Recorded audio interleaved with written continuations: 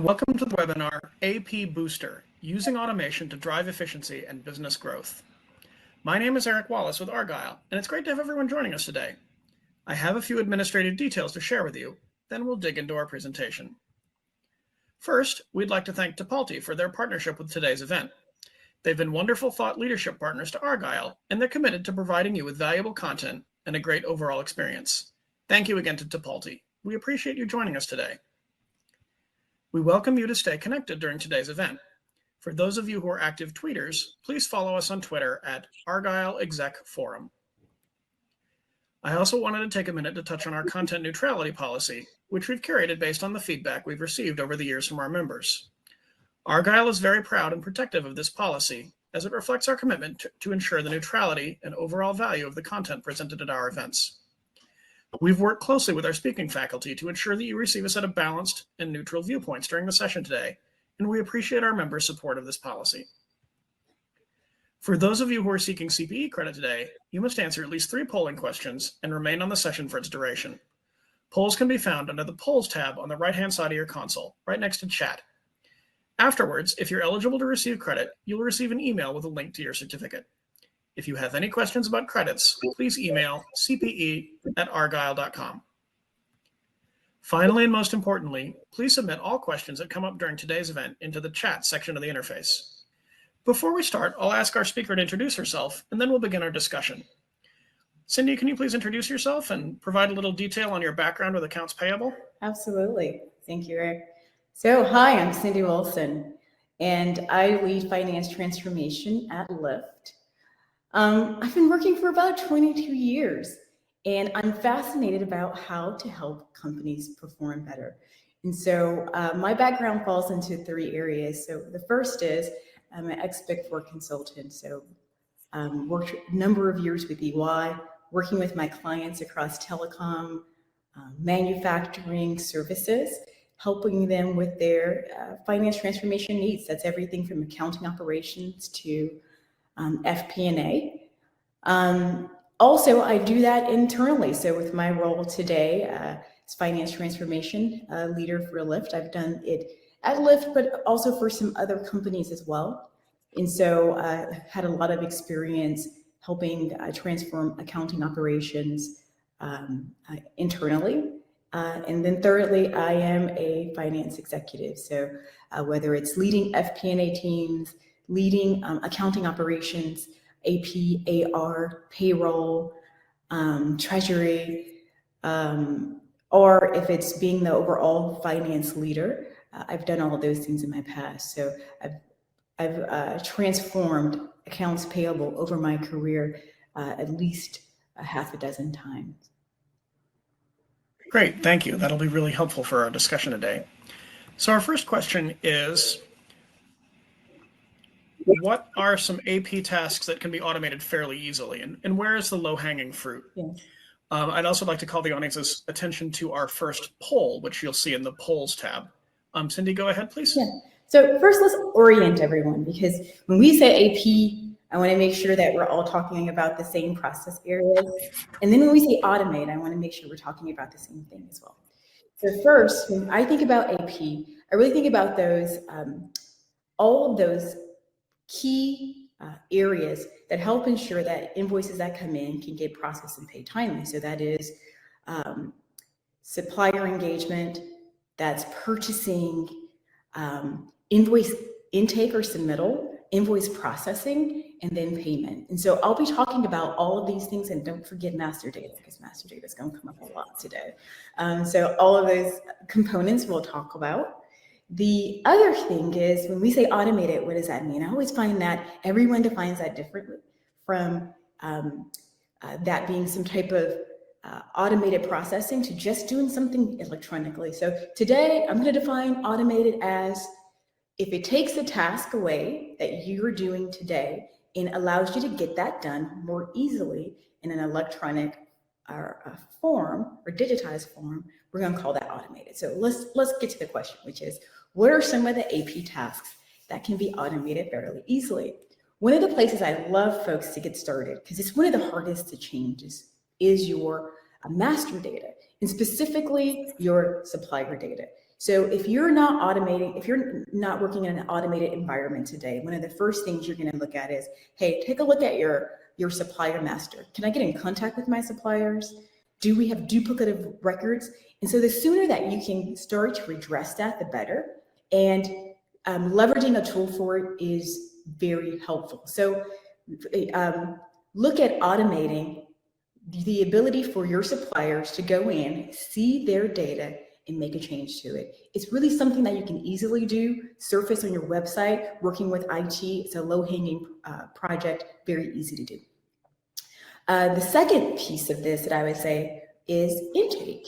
And so intake of invoices or submittal of invoices, it doesn't have to be a high dollar process. You could actually go, hey, here's the email addresses that we want you to send your invoices to. And by the way, you need your invoices in electronic form if you're going to automate the processing of invoices. So having someone send them to you via email, leveraging that emailed invoice to push it into some type of drive where you can review and reference and catalog the metadata for your invoices is a really easy way to move people from just picking up envelopes and envelopes of invoices, opening them, reading them, ordering them, and then trying to scan them in and then do something with them later. It actually takes lots of time away. So I would say master data, intake, so just getting your invoices electronically. And then I would say the third one would be on the back end. So remember I talked about automation means moving, leveraging systems or tools to take tasks or make tasks easier. You could do that by an internal system, something you develop or purchase and manage internally, but you could also do that through a third party. And your banking providers or your payment providers are one of the biggest partners for you there. So talk to them about how your suppliers can store their financial data and maintain their financial data through your banking platforms. And that will take that responsibility off of your teams, but also have a place where you're protecting that sensitive data and leveraging a tool to do that, to capture that information. Great, thank you. So our next question is, how can leaders assess their automation training needs across all different divisions within a complex organization? Yes, this is a tough one. At the top of COVID, I was the head of accounting operations and finance transformation for a large multinational manufacturing company. And we did everything. I just acquired the organization. Everything was paper. Everything was paper. And so really, we had to get them up to speed really quickly. And so I wasn't able to use some of these good practices, which is why they're top of mind for me now. And the first is, we really have to understand how automated you are today. What are your processes? What are your processes today? I would actually document them and understand the systems that teams are working in. And after you've documented your current state, please take a look at what parts of the process you want to automate and what roles are associated, who's going to be impacted by that automation. And that is going to give you an outline of how you're moving folks' cheese and whose cheese is getting moved. And then we can come up with good strategies around how you get them trained, even ahead of rolling out system automation. And I'll give you a couple of examples of this, because I really want to make sure that this lands well with some examples. So I'll give you one example. So remember I told you I was, to check on, head of accounting operations, got folks all paper. And the first thing I did was like, okay, IT partners, can you help me just take in the invoices electronically? But I want to give you an example of what this means. So I used to have a piece of paper. Here's my piece of paper sitting next to me. I keyed it into a system. And so I had all the information on basically a screen on my computer, and then the other one is sitting in front of me. All I had to do was key it in. Now, when I changed that process where those invoices were coming in, I hadn't automated it yet, but they just had to invoice electronically. They had to figure out different ways of working. We had to put 2 monitors in, right? People needed to be able to copy and paste. Everyone wasn't good at that. They hadn't been working that way. And so understanding those small impacts, right, from paper to system will be helpful. Another example is as you continue down your automation journey, now maybe it's not just getting the invoice in or getting the information off of the invoice. Maybe we're at the point where now you could do a 3-way match. And so you're not keying in data per se. What's happening is a 3-way match, just to get oriented everyone. You got your invoice, you have your invoice from your supplier, you have your PO from your purchasing team saying what we've ordered, and then you have a receipt from your warehousing team if you're manufacturing, or it could be just someone that's been purchasing anywhere within your business who's going in and saying, yeah, I got the goods that I've bought. And so the system is automatically looking at all of those. If you're in AP, you're no longer focused on getting information off of an invoice to key in. What you're focused on is why has there been a failure in this automated 3-way match process? And so you have to go in and analyze sometimes large data sets to understand where the failure point is and what needs to happen next. And so that skill set that has to be developed is, are your teams working in Excel today? Are they doing data mining today? Do they know how to do pivot tables? What are those activities that they're going to need? So just to recap, you want to document the current state process, make sure you're clear on what systems, make sure you're clear on what roles. Be really clear about where you want to automate. Build out your future state process, and then begin to take a look at who's being impacted and what skills they need to develop. And that'll help you put together a great training guide. Great, thank you. Our next question is, and I feel like maybe I should have asked this question first, how can leaders assess what cultural changes need to happen before you can get to the benefits of automating your AP processes? And Cindy, before you start, I would like to point out that there is another poll in the poll sections of the interface. Yes. Go ahead. Absolutely. Cultural assessments are the hardest, right? Because it's really understanding the behaviors and the sentiments that your team members have about getting work done. And so I like to start with at least what is the work and how is the work changing? And so if you're automating, the 2 biggest changes that folks will see is, one, we talked about that investigatory work. So one is problem solving. The other is going to be service, right? Because you have a problem, you have a breakdown in the process that you're trying to troubleshoot. And then on the back end, now you need to connect with others in the organization and maybe even vendors externally. And for the organizations that I've led, this has been one of the hardest things to change when you're automating. So I'll give you an example. Before, you're keying data in. And so you're not really looking to problem solve. You're really just keying data in, maybe kicking the invoice back to someone in the business if it doesn't have all the things you need. And when you automate, those low-hanging, more clerical activities begin to shift, right? Shift to problem solving, shift to customer service. So culturally, what are some of the cultural guiding principles you're looking for? So one is a culture of accountability, a culture of teamwork, a culture of service. And so I would go in and just take a look at what are those core skills that you know your organization will need to be successful, the sentiment and behaviors around how people get work done, and what are going to be the attitudes and behaviors that you want to, that you know you're going to need in the future, and begin to craft how do you change those behaviors. Great, thank you. The next question is, once you've sort of settled up on, once you've have a vision for what cultural and behavioral changes you need, how can you refine those into making the business case for increased automation in AP? Yeah. And this is the hardest one. I've done several business cases for automation over the years.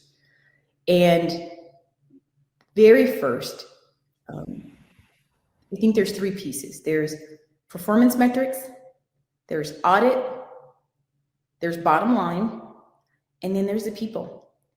And so when you're making your business case, the impact of automation to productivity is going to be important, but also the financial impact to what it costs to serve the business. Leaders are going to want to know. Cindy, it cost us today, we're going to give you an investment of $1 million to put in the AP automation systems. They're going to want to know, what does this mean for cost to serve in the future?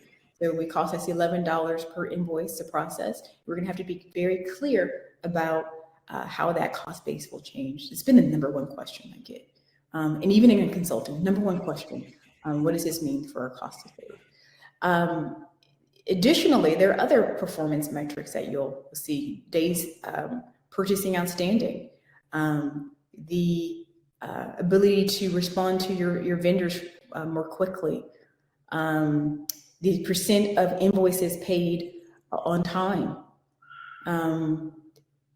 All of these kinds of metrics are ones that, in addition to the financial ones that we want to discuss. And then lastly would be people.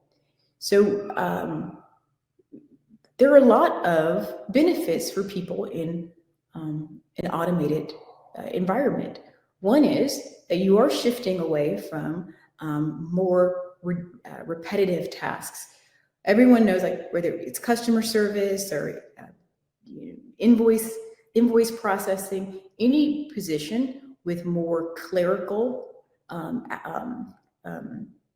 activities typically sees a bit more turnover than a position where you have a area that you own, and it requires you to have relationships with internal and external customers, as well as, it allows you to hunker down and be able to do some more analytical work that you could potentially use to grow your career later.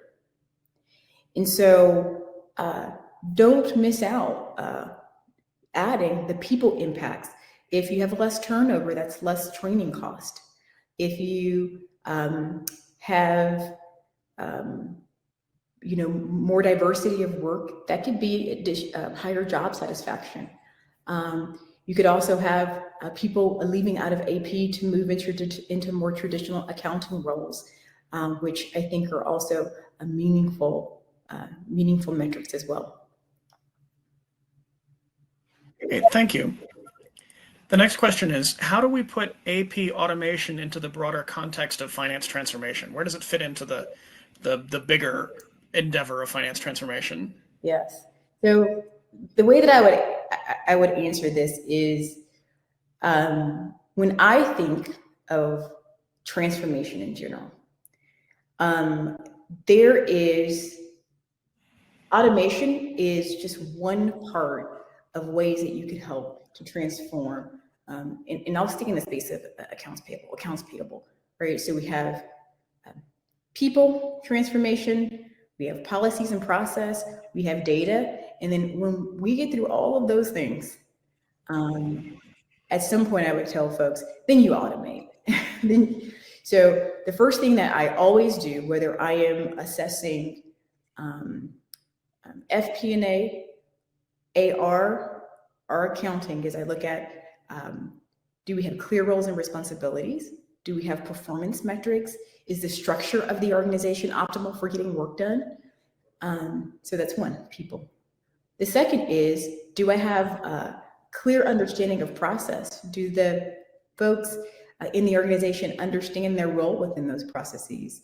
And then do I have clear policies? I'll give you an example. If you have a no PO, no pay policy, but it is not clearly documented or explained to your suppliers, when you get an invoice in and you're ready to process it, what do you do if it doesn't have all the information you need on it? So it may not have the PO on there. Do you still process it? Do you kick it back? Right? So it's going to be very difficult to define your process well. So the process is how, your policies are what. So those need to be very clear to even automate them. And then lastly, data. Data is one of the things that takes the longest time to address. And I'll give you an example as to why data is so important. So the one is, I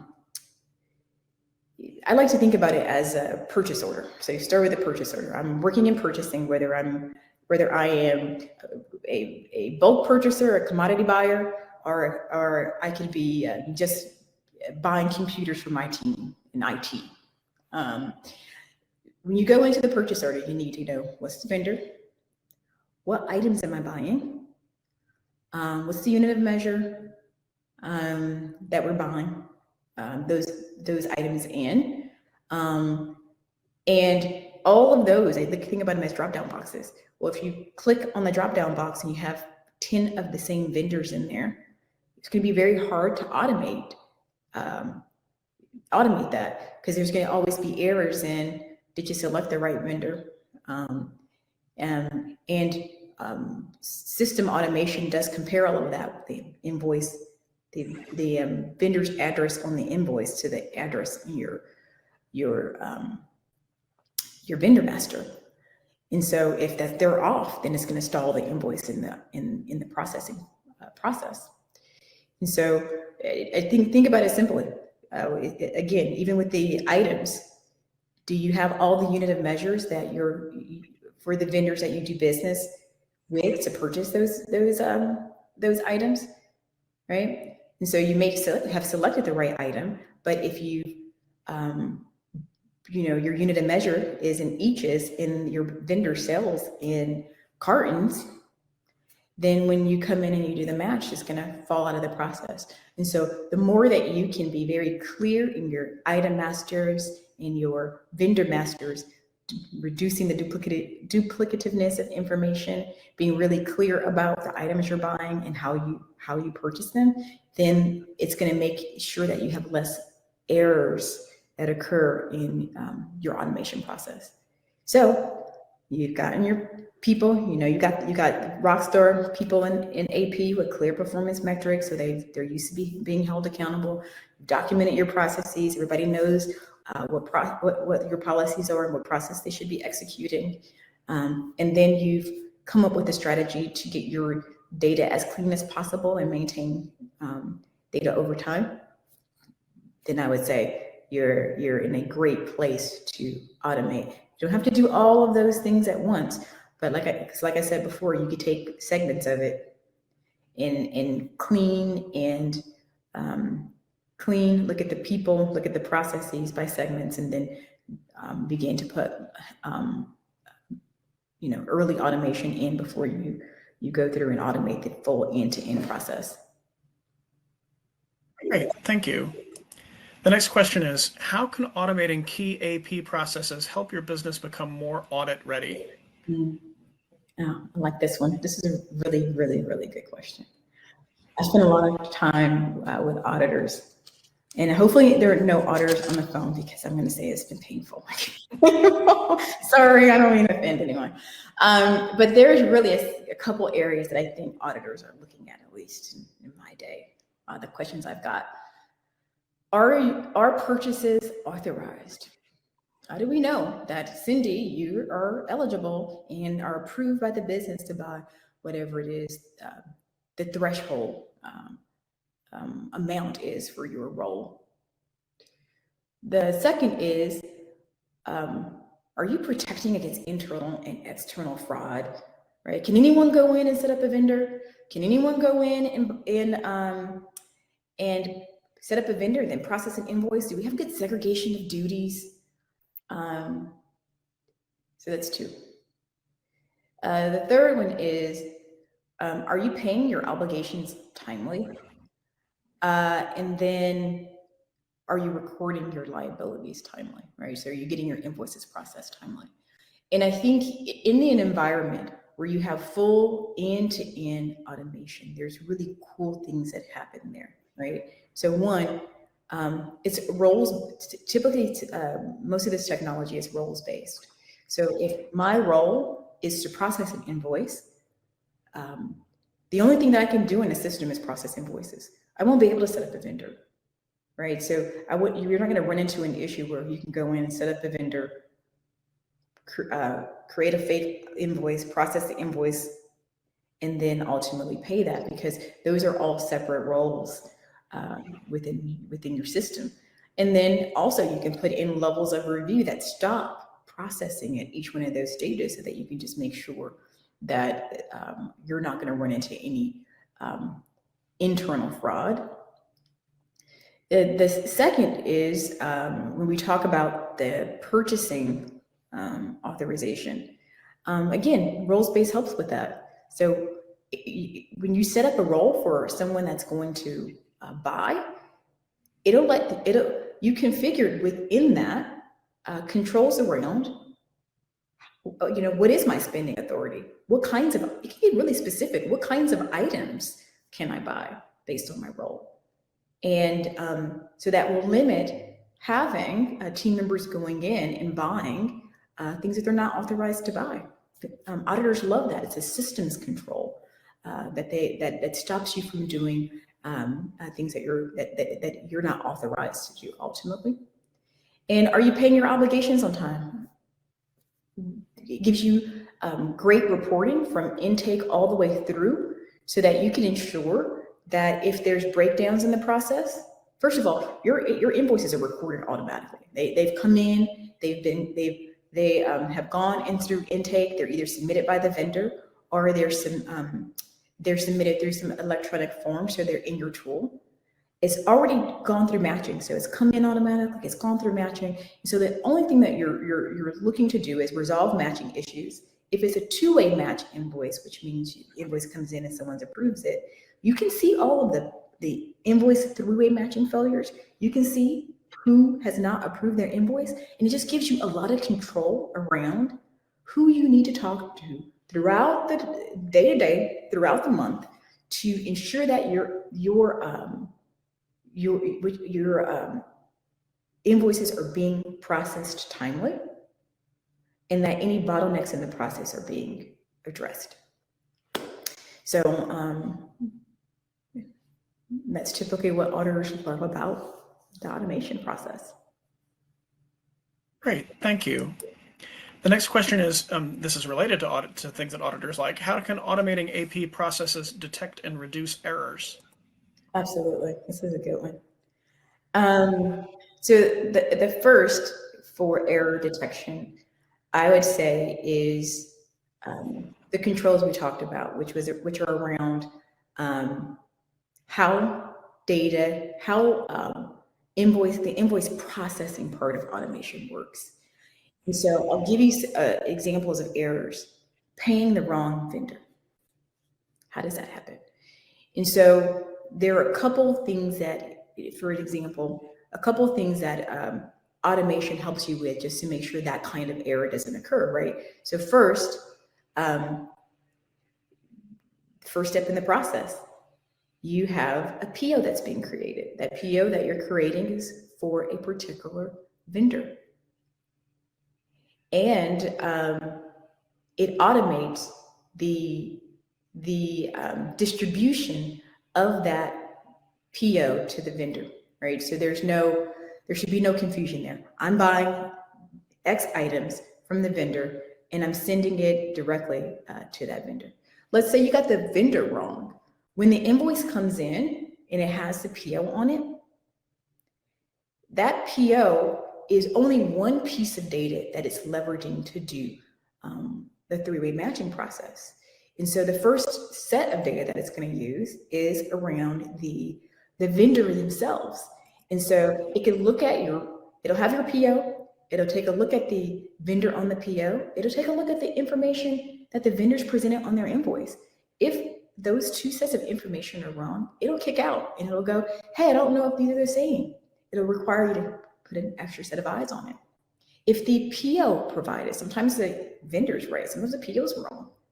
And so now there's a check of, hey, the invoice provided PO ABCD123, and then when we take a look at that invoice, that PO inside of your whatever your AP automation tool is, whether it's an ERP like SAP or Oracle, or a third-party tool like Basware or Kofax or Coupa, it's going to do that. It's going to take a look and go, hey, wait a second, you provided me with an invalid PO number because that PO doesn't match the vendor that has provided it.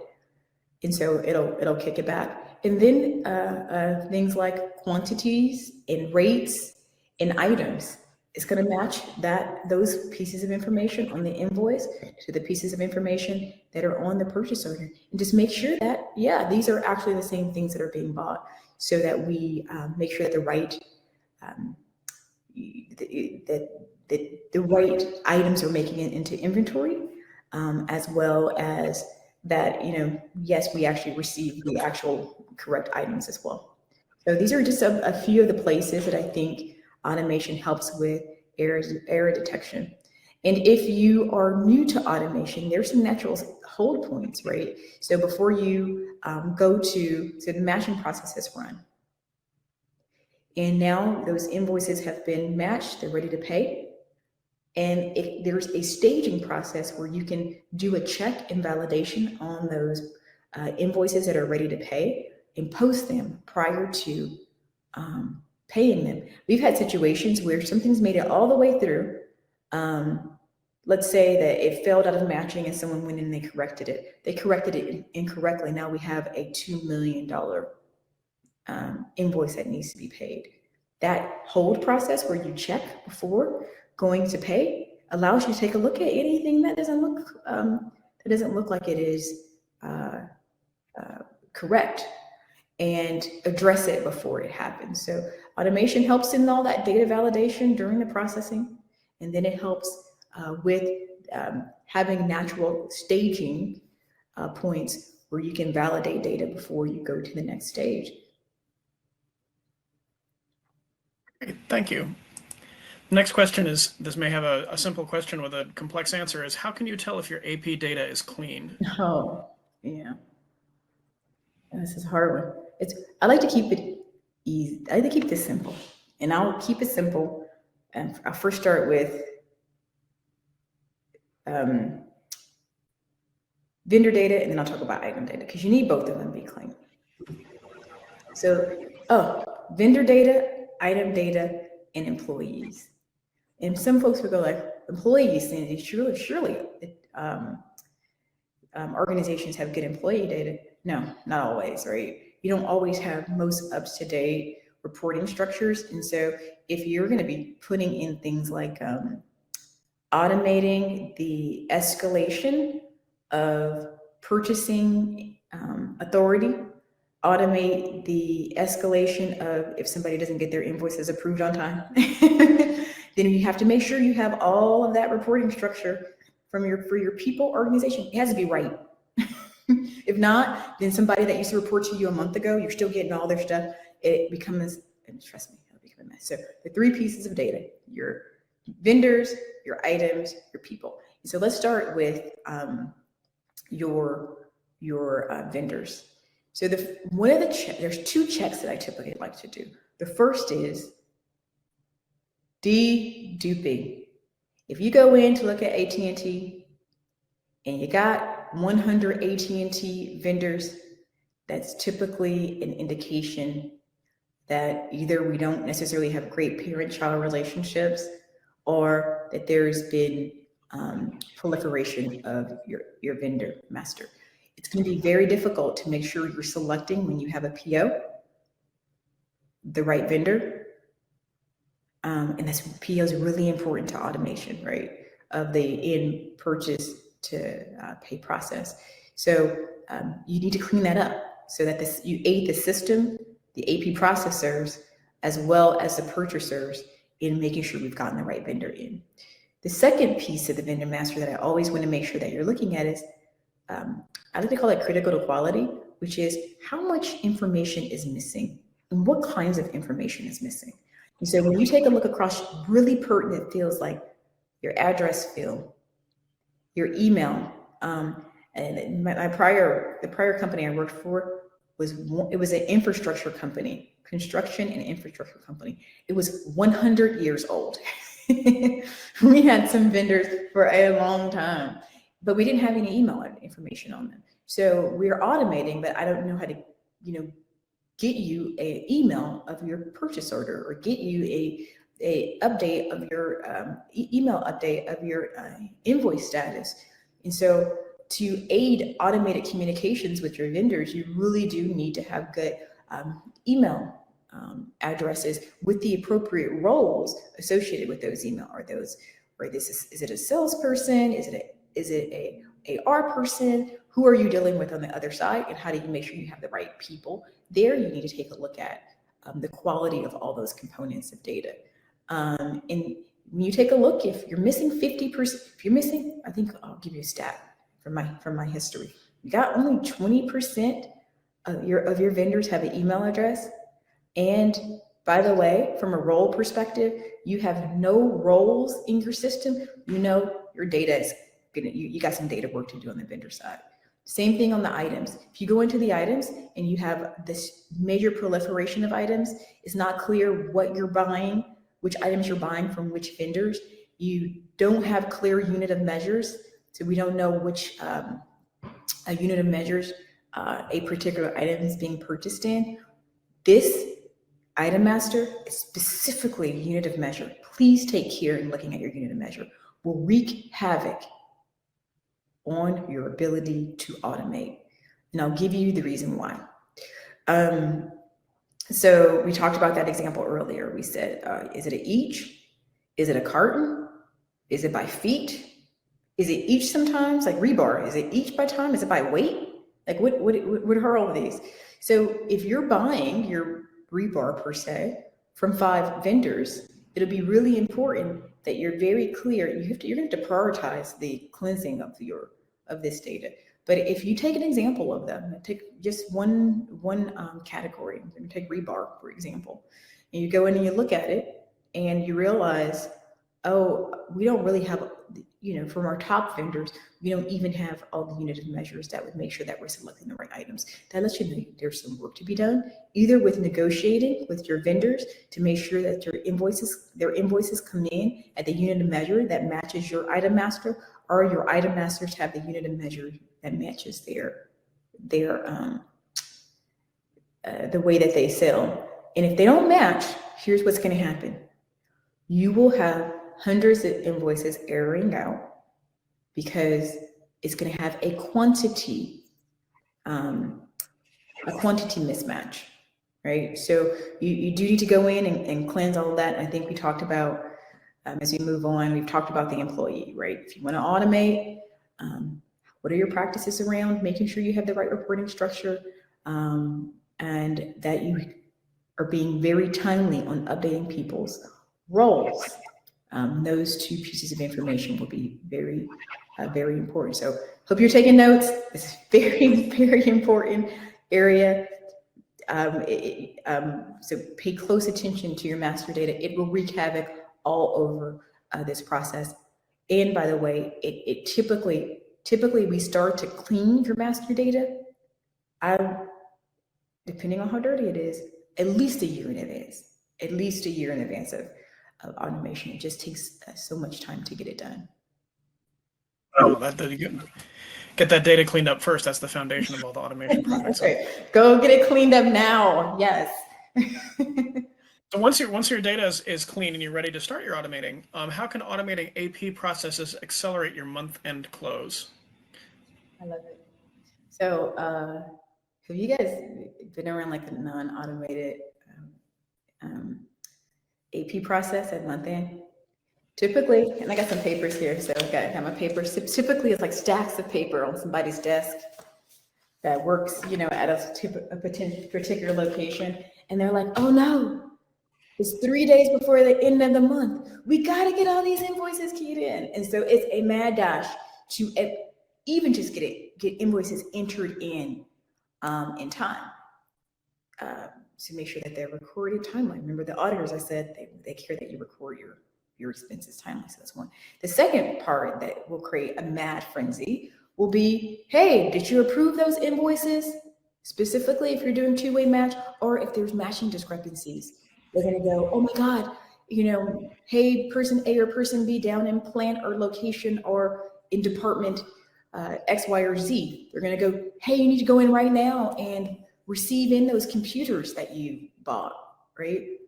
And so these things all together have to be addressed before we can close down the AP subledger. And so what I would say to you is that automating means, no, you don't have to do all this mad dash to make sure that you recorded all of the invoices. It's automated. As they come in, those invoices are making their way through processing. That's one. And then two, you'll have tools and reports every single day. I required my teams to be meeting with the way I structured the AP department was by the way our operations were structured. So we had our, you either call them corporate functions, central functions. We had a group that was responsible for those leaders and teams. We had a group that was aligned to the structure of operations. So it could be, a country, it could be a region, it could be a product group. But we want to align to the way your organization is structured, because you have to partner with someone throughout the AP process if for some reason there's a breakdown. Hey, it says there's a pricing discrepancy. You need to be able to call. So you want that structure to mirror the structure of the organization so that you have tight partnership. And so you want to look at those things. I required them to have a call every week, and reports went out every week so that team members had visibility. We managed the process every day. So when we got to month end, there was no mad dash. We were grooming this process all month long. Great, thank you. The next question is it, and this is sort of related, is accelerating the month-end close even desirable, and why or why not would that be? Yeah, I think it just depends on how much of so at what point do you desire to accelerate your month-end close? You desire to accelerate it when you have things that should be completed during the month that are accumulating at month end.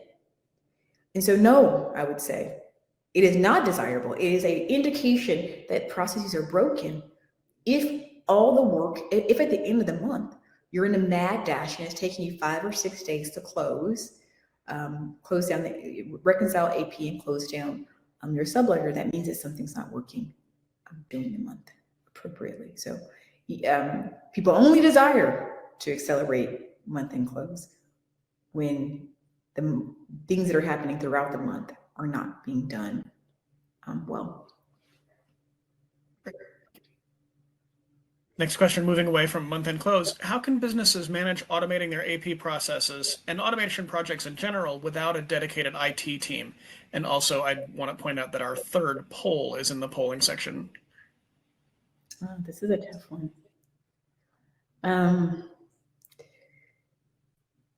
It's tough. And so I'll talk about 2 scenarios. And the first scenario is, how do you automate if you don't have IT to support you? And I want to talk about what that looks like. And then I'll let you guys determine whether or not you want to make sure that you have dedicated IP support.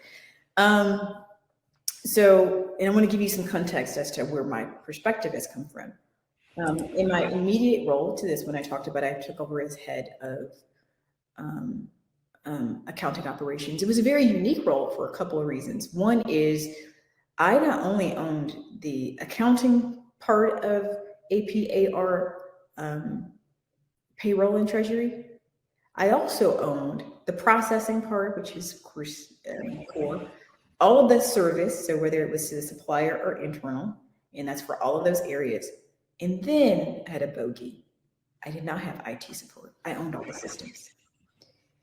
And so what that means is the leaders over those areas had to be tech savvy. And if something broke down in the process, the way that you get it fixed is that you have to work with your third-party provider. So whether it is, hey, a data integration's failing, all right, third-party provider, they got to put you on a list. They have to prioritize it for you, right?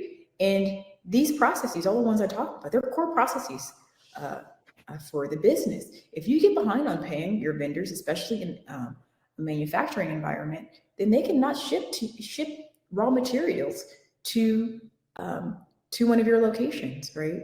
They could put you on hold, and that has ramifications in your ability to make product and get them to your customer and ultimately recognize revenue. And so I would say, for me,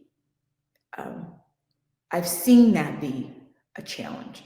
And so I think that there's just good principles in working with IT, especially because, automating systems means we need to make sure that we have sound data integrations across. It's not always that when you're doing automation that it's just one system and that system is end to end. It could be 3 or 4 systems that are bolted together to make the automation work end to end.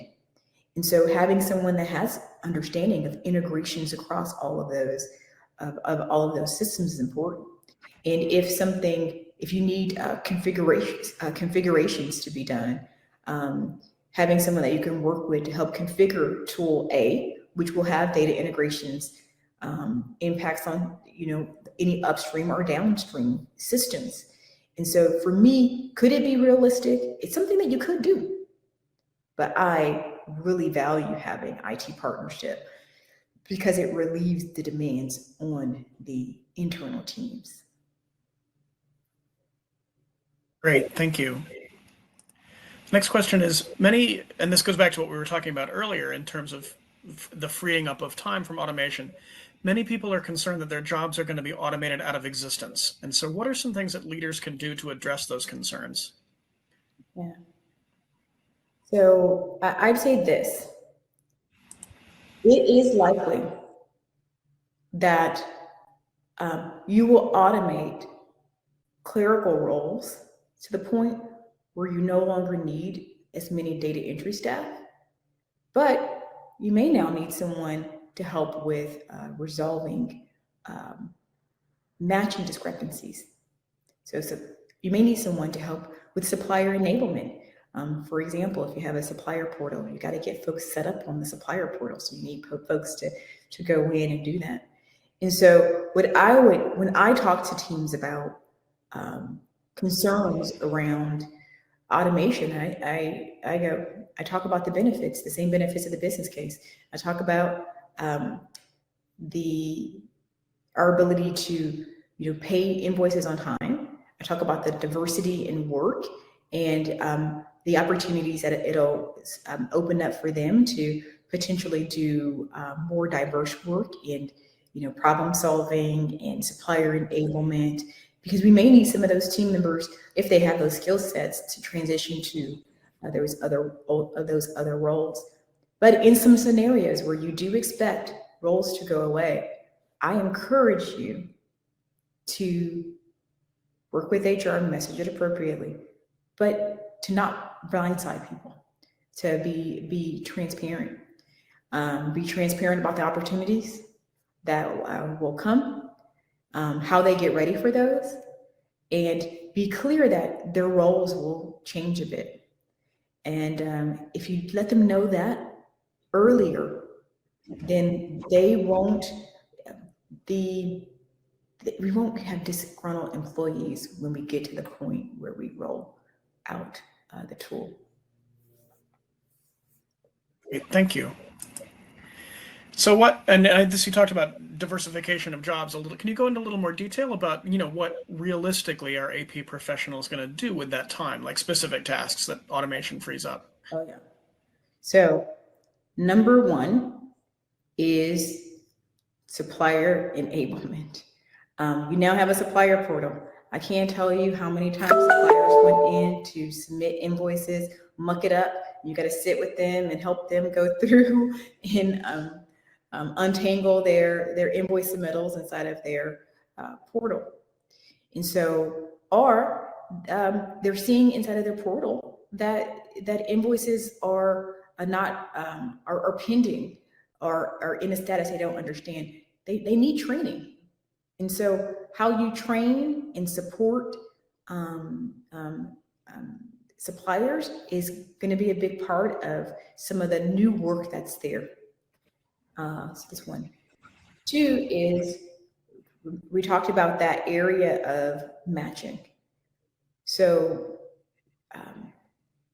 team members will spend a good amount of their time looking at matching discrepancies, ensuring the process that the matching discrepancy that has actually occurred, I'll make it up.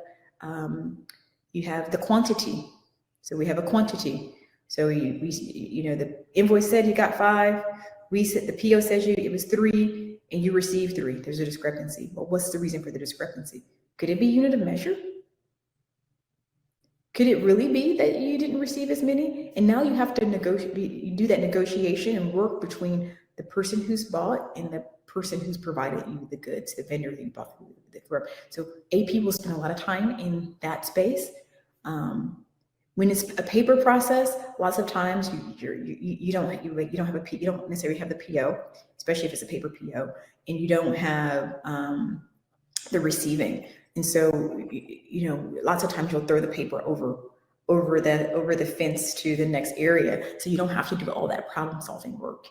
And so all that problem solving work will be there in an automated environment. So that's the second area.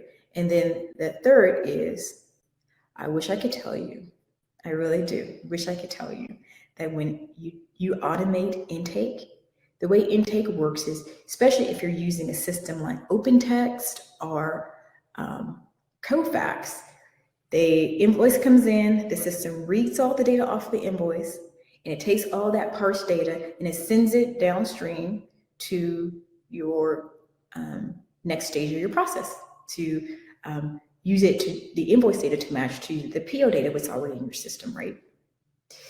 And so what if that data that was read was incomplete? And so there is a bit of work that you have to do around electronic intake. And so you will have a team specifically, you know, still, again, it's, you know, investigatory work that they're doing just to make sure that they're not data entering things in per se. It could, but instead it could be they're training the system to read the invoices so that they have less invoices to address in the future. So they're training your AI for invoice intake. And so those are the 3 biggest roles that I would expect someone to use that freed up time to do from just clerical entry. Great, thank you. The next question is, how can we keep our AP data private and secure? Yes. Let's narrow it in. What data are we concerned about in the AP process? Like, what data do we want to protect? We're dealing with suppliers' banking data. And it could be a situation where I've seen it for some companies, they have a spreadsheet of, which is not okay, spreadsheet of banking information that they're trying to maintain and keep updated, and they use maybe a third-party banking system to go in and administer that, or maybe they have that data inside of their ERP and it may not be encrypted. So folks will have access where they can go in and see it. So how do you protect from that? So I am personally not a fan of anyone in the AP process handling banking data. I'm just not. Instead, this is a great place to work with your banking institution to leverage whatever tools they have. And I'll use one banking for, like, I've worked a lot with Bank of America. And all of the institutions have something similar. And for Bank of America in this example, there is a tool that they have where the vendor on setup goes in. So your new vendor, you've created your records with my company. Then I would have you go in and you would create an account with Bank of America, where it just takes your information and it says, hey, here's my vendor, here's my payment information. And so the only thing that we handle is the integration of approved payment amounts. We take a code.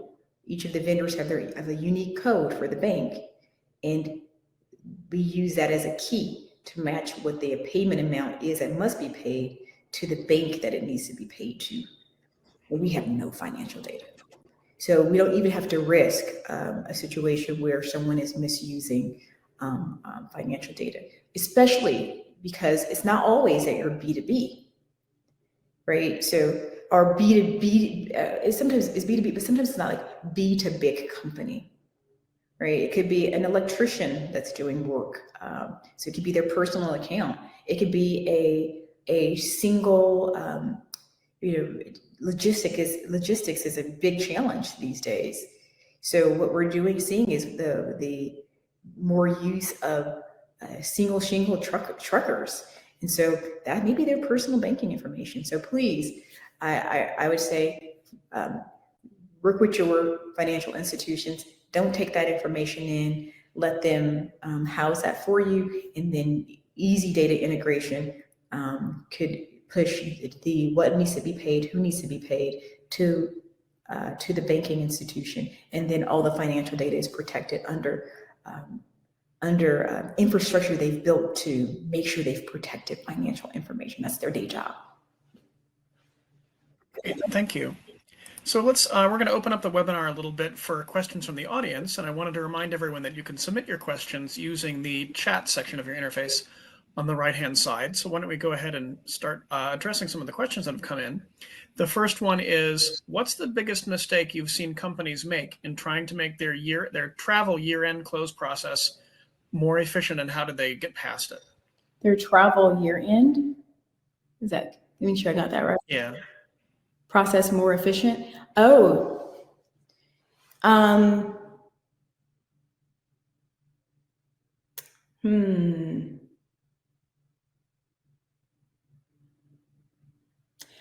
Maybe we could just talk about a year-end close process in general, if that would make more sense. For the travel year-end process, I have more information. Are we talking about Concur? And so I just need probably some follow-up questions to better understand when we say month-end travel policies. And some failures that have been made when trying to clean up month-end processes is typically around, I would say, the accruals process and how in their policies around accruals.